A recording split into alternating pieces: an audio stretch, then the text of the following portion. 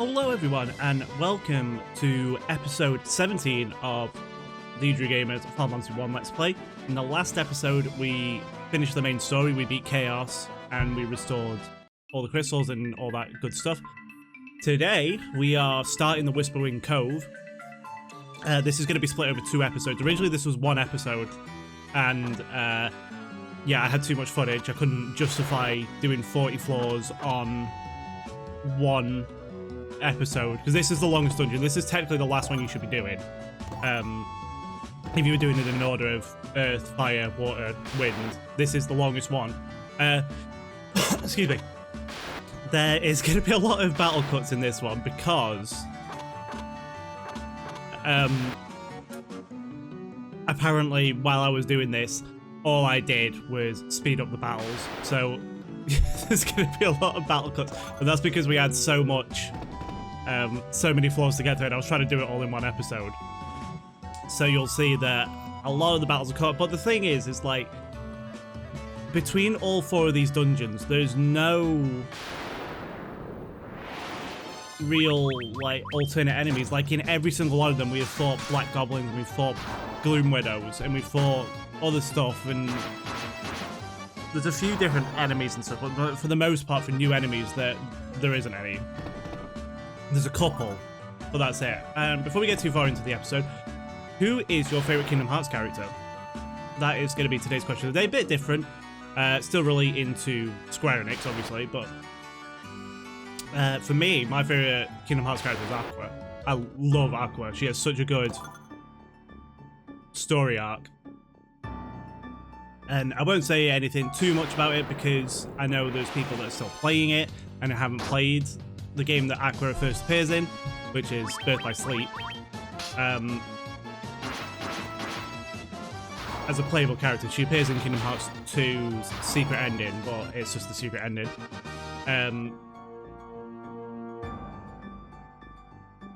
But yeah, she's my favourite. But I don't want to go into too much detail as to why she's my favourite, because it does involve a lot of story stuff, and I know some people are still playing Kingdom Hearts.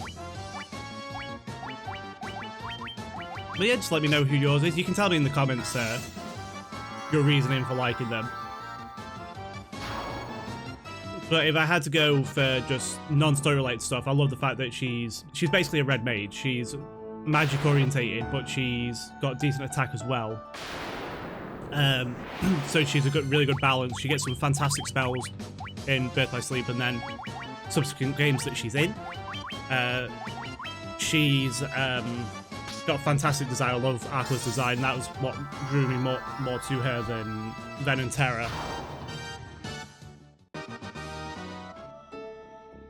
And yeah, so yeah, just let me know in the comments if you've played Kingdom Hearts, that is. If you haven't, then just say hello.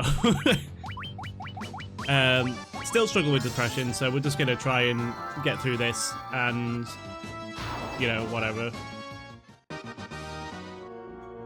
So this floor is basically you've just got to take out people and hopefully get there. They're all zombies, they're all undead, and you just got to find the stairs. It's just like the same as pretty much every other floor. It's just find the stairs. Like I said, a lot of battles being cut out. I just walked around in one big circle, so it's, you know. Got a couple of chests out of it though. Got a white curtain and a vampire fang, so, you know, good stuff.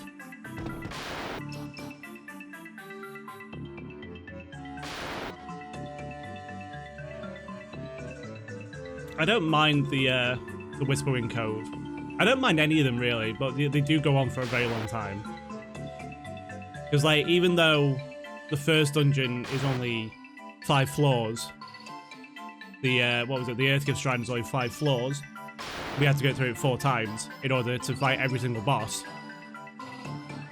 Obviously, you didn't see me going through it the 3 other times, but you saw me go through it once, and then you saw all the bosses. And I had to go through that 4 times, so I had to go through 20 floors.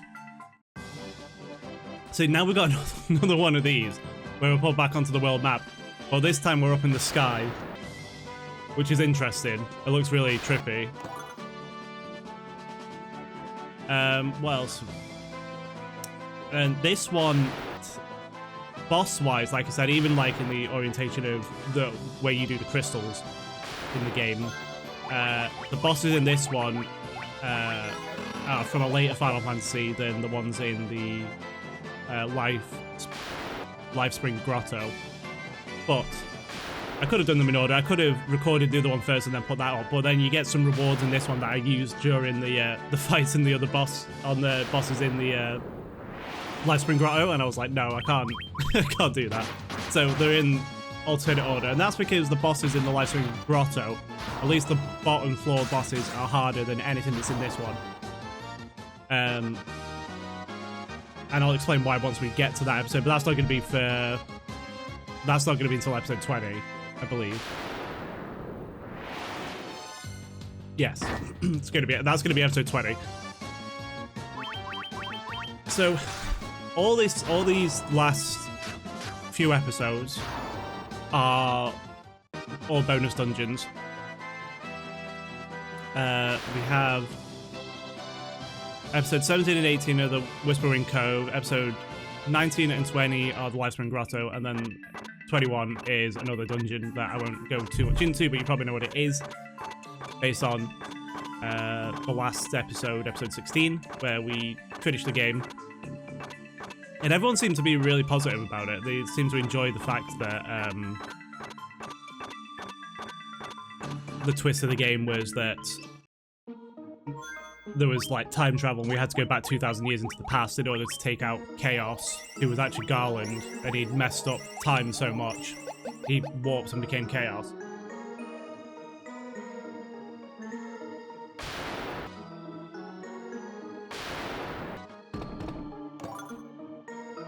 But I hope you're all doing okay. Today, or the last couple of days here have actually been really nice. It's been kind of bright, it's been sunny. It's still really bright now, and it's, what time? I don't even know what time it is. I need to turn my light on though. It's nearly 6 o'clock.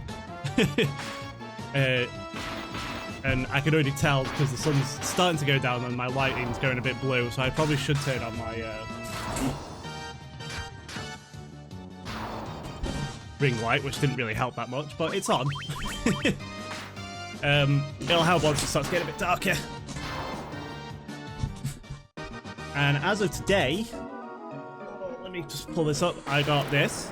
You might not be able to see it very well because obviously on the layout it's a bit different. This is Stranger of Paradise, so I'm very excited to actually play it. I don't know if I'm going to let's play it or stream it yet, but as I mentioned in the last episode, Stranger of Paradise is Final Fantasy 1, and it's a retelling of the game.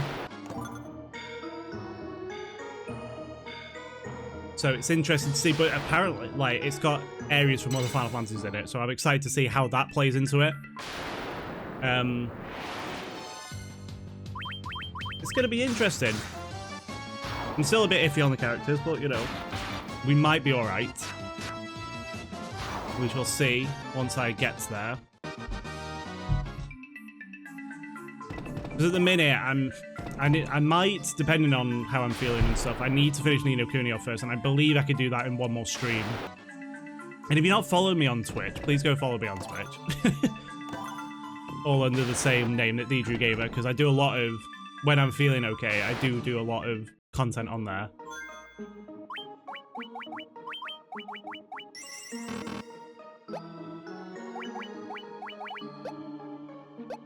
And it's usually a good time, so yeah, please go follow me on Twitch. So this is the first boss floor. This is floor 10. And there's some interesting lore and stuff, but it's going to be more interesting once I get to floor, I believe it's floor 20. I think if this is in the order that I think it's in, then yes.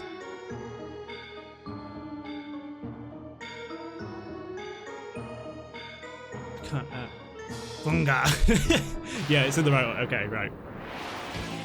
So this is Typhon. He is a boss in Final Fantasy 6. So we're going to be fighting 4 bosses from Final Fantasy 6. And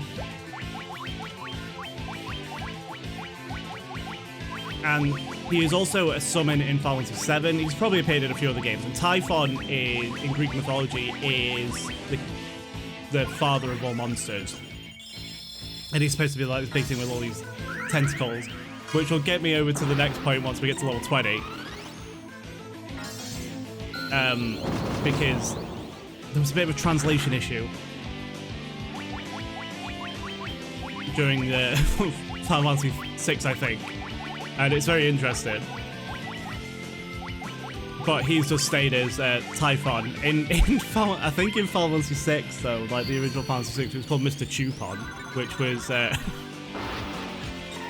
which was wrong. So it's very interesting. So we're just gonna stack up our tempers and Visoras and, you know, all that good stuff. He's not that difficult.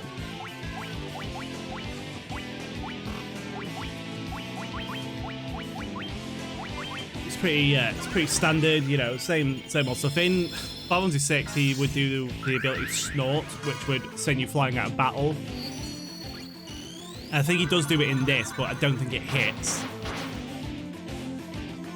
Oh yeah, there it goes, there's snort, but it doesn't hit, and I don't know what it does. I'm assuming it's going to be like an instant kill in this, rather than knocking you out of the battle.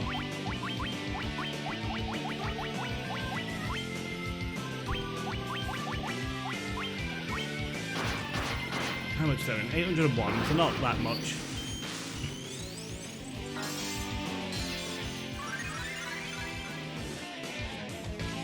Such a cool remix of the Final Fantasy VI boss theme as well. 6 is one of my favourite games in the series. Absolutely phenomenal game. If you've not played Final Fantasy VI, you need to play it. I will eventually do it, probably as a Let's Play, because I love Final Fantasy VI, and very, very intense.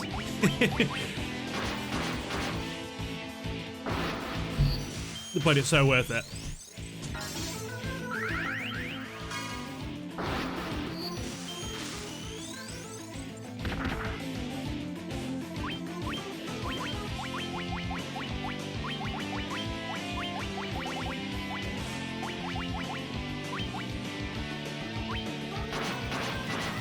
Are you down? No, not yet. Yeah, so that's pretty much it. There's not too much more on it, like I could go into. He's the father of all monsters. Like Echidna was the mother of all monsters from Final Fantasy 3, which was the Earthgate Shrine boss. He is the father of all monsters, and he is supposed to have a lot of tentacles, but you'll see why.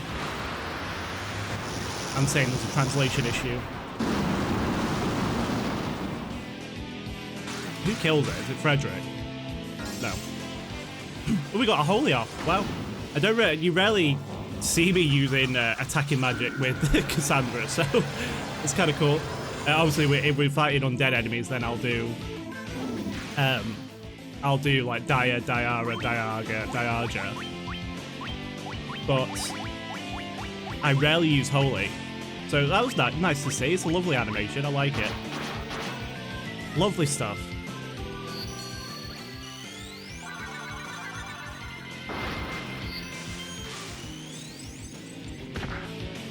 Pod damage, great. Sterling is very much just a tank. He will take so many hits. There we go, right, okay. Mr. Chupon, as he's called in Final Fantasy 6, is going down. I'd probably have to play maybe the advanced version of Final Fantasy 6 and then just sort out the audio, because it would have like compressed audio to fit on the GBA. We got a Genji helm for that, which is a fantastic piece of equipment. Usually associated with samurais, but there's no samurai in this game. Samurai class. There is in... Oh, we've got beavers. Snook. Fun fact for you. Originally, when they first came into... And the reason why, before I go into that text box was there for a very long time is because I absolutely lost it, and I forgot that there were beavers here for a start, and then the fact that they said Snook, I was dead. In Final Fantasy 2, there was beavers as well. They weren't originally in this game, because obviously this is the 20th anniversary edition. They were in Final Fantasy 2, and one of the characters, who is either called Guy or Gus, depending on what version you're doing, he can talk to animals, and he will talk to the beavers.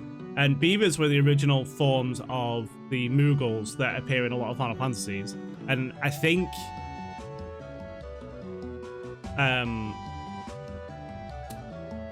what is it? I think like the translation of a Moogle is basically it's like a beaver bat or something, because they've got little bat wings and they look like kind of like beavers. So we need to talk to this guy, and we have to talk to all the beavers and put 4 in the left and then 8 in the right. I think that's what it was. I can't remember. It's that or the other way around, and the number will change depending on how many times you do this floor. So like I got 4 and 8, but you might get 2 and 10 or something. Some of them kill that guy on the on the right, just going absolutely mental. This one. It's nice though, because what's interesting is like these sorts of floors. We haven't really seen these sorts of floors in the first 2 dungeons, and this is more to do with like the last dungeon. And I won't go too much into detail, but basically every floor is like a puzzle. In terms of you have to do a task, and you have to do the task to get out of onto the next floor. Whereas in these floors, it's usually just find the stairs in a specific way.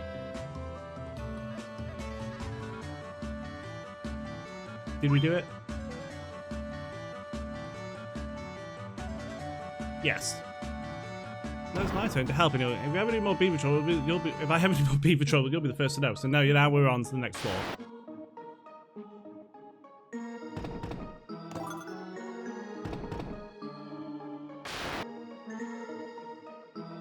So it's very interesting that we did get stuff like that in this dungeon, and I'm pretty sure we might get something like that in the Lifespring Grotto as well.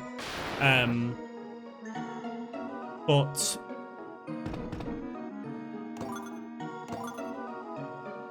you don't really see that until the last floors, the last dungeon, where you'll get random tasks to complete the floor, and you have to do it by yeah, I can't say too much, but basically random task dungeon floor, each floor, many floors. There we go. We're now on to floor 13, so we're making really good progress. And yeah, oh wow, okay, we're now on to floor 14, so we're making really good progress. Because when I'm editing these, I'm mostly focused on just getting all the battles done, and I'm not really paying attention to what's actually happening in the episode, so I always forget like what's actually going on. Silver apple, very nice. Oh, and now we're on. Oh, we found 1 battle. Some wild knack. 1 ran away.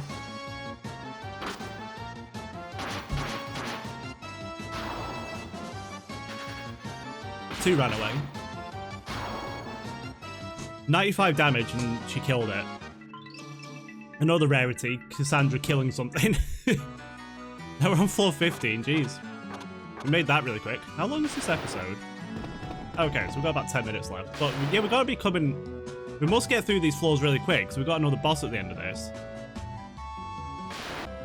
I probably just cut a lot of stuff out, that's probably why. But we still must get through 5 floors really quick. Because the bosses usually take me about 10 minutes. Roughly. Because they have a lot of HP and you've got to do all these setups and stuff. You can't just go into the boss fight and just start attacking. Ideally. You have to go in and you're like, oh, I need to set up temper, I need to cure, I need to heal everything, blah, blah, blah, blah, all that stuff.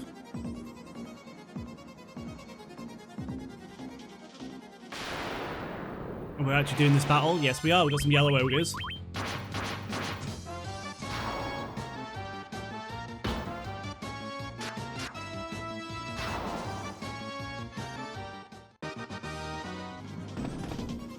More chests. We've got a fairy tonic and a protect drink.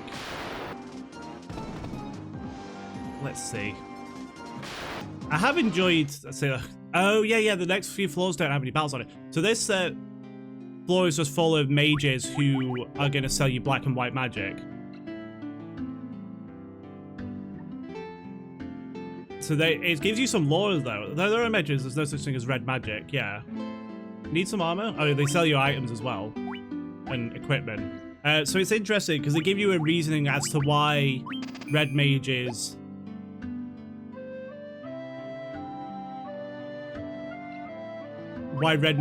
aren't as powerful. Some black magic for you, because they use a lot more energy in order to cast magic, so that's why their magic isn't as potent. So I think that's really cool. Whereas obviously these guys they have a lot more power in their magic because they only have one type of magic they need to cast. So a red mage basically has to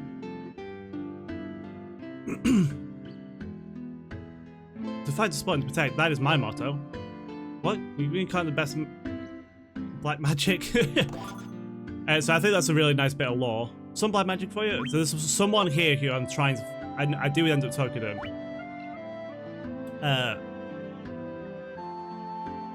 Oh no, I'm trapped. Okay, we're fine. I know one of these tells me something really cool. And I do want to go into it. Red curtain. Oh no, we're trapped. Some black magic for you? No. Do you tell me black magic as well? I like the like alternate coloured sprites of the of the mages as well, which is cool. Another class of spell known as blue magic is said to exist. Now, blue magic is first introduced in Final Fantasy V, and what that does is enemies will use abilities on you, or magic, or different spells and stuff, and a blue mage can absorb them, and they do it in different ways. Wow, oh, this floor is really annoying. You have to find a specific child, and then you have to make your way back and talk to him. There's no battles on this floor, but you've got to go through all these different doors, and eventually you'll be teleported to where the kid is that you want to find, but it could be any kid. Like, I got one with black hair and stuff like that, but you might not. So yeah, blue magic, for instance, if you fight a cactuar, which is a common enemy in Final Fantasy, and it uses 1,000 needles on you, and a blue mage gets hit by it, they will absorb the ability to use that spell. Did I cut this out? I'm pretty sure I might have cut this out because it took me a while to get back to where I needed to be. I might not have, actually. And then they can use it. But in Final Fantasy 9, Quina, one of the characters in the game, uses blue magic, and it eats the enemies and learns them, so it's kind of interesting.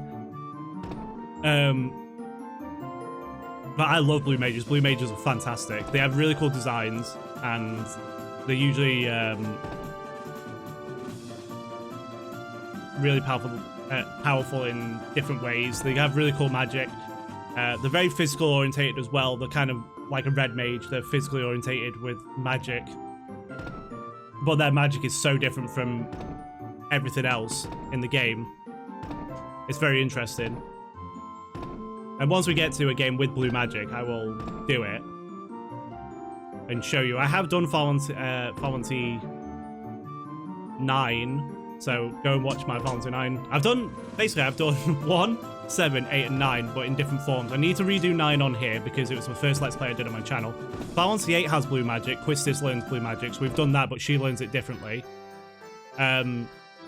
You have to get items, and then you give her the items, and she can use that, but that's the only way of doing it. And we're on floor 20, and in Final Fantasy 7, for anyone that's played 7, blue magic is enemy skill materia. It's enemy skill magic, so anything that's learned from the enemy is technically blue magic, even though it's called enemy skill. They just changed the name. What have we here? I'm warning you, I'm armed. 8 armed, that is. So this is another boss from Final Fantasy 6, obviously. This is Ultros. Actually not called Ultros originally, it was called Ultros. And Ultros, in Greek mythology, is a two-headed dog. He is the brother of Cerberus. He's a two-headed beast, and that is where the translation error comes into it, because he is Ultros and he is the octopus, and Typhon is the two-headed beast. So it was supposed to be the other way around, and somewhere in translation it got messed up. Because I actually forgot, and I realized this the other day, like, because he was always called Ultros, but when I was saying obviously in Greek mythology he's the brother of Cerberus, Ultros, and I was like, why is he called Ultros and it's not? And then I looked it up, and it was like actually a translation issue between Ultros and Ultros and Typhon. And you might think, okay, well, this is really weird, we're fighting an octopus that looks like that. Ultros is fantastic. And I'm going to keep calling him Ultros because I prefer that over Ultros. He appears a lot in Final Fantasy VI. He appears in a few battles, and he's just such a random... He's like a comedic boss, but the first time you fight him, it's ridiculous. You're on a raft trying to get back to somewhere, and all of a sudden, he pops up out of the river and just starts attacking you. I was like, what the hell is that? And it causes this whole shenanigans where the party accidentally gets split up, and then he just appears like randomly throughout the game at that point and tries to take you on. He's appeared in a few. He's appeared obviously in this. He's appeared in Final Fantasy 13 too as a downloadable boss fight, and he actually has a voice and it's very intense. He's not too hard though. If you hit him with fire magic in Final Fantasy 6, he'll go Youch seafood soup, which is amazing. So I think that's why I was using Fire Argo there, just in case they put that reference in, but they didn't. I was very sad.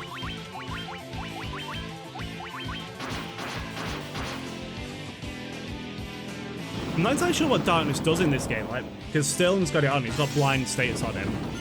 I'm assuming it just reduces the amount of hits that your character can do.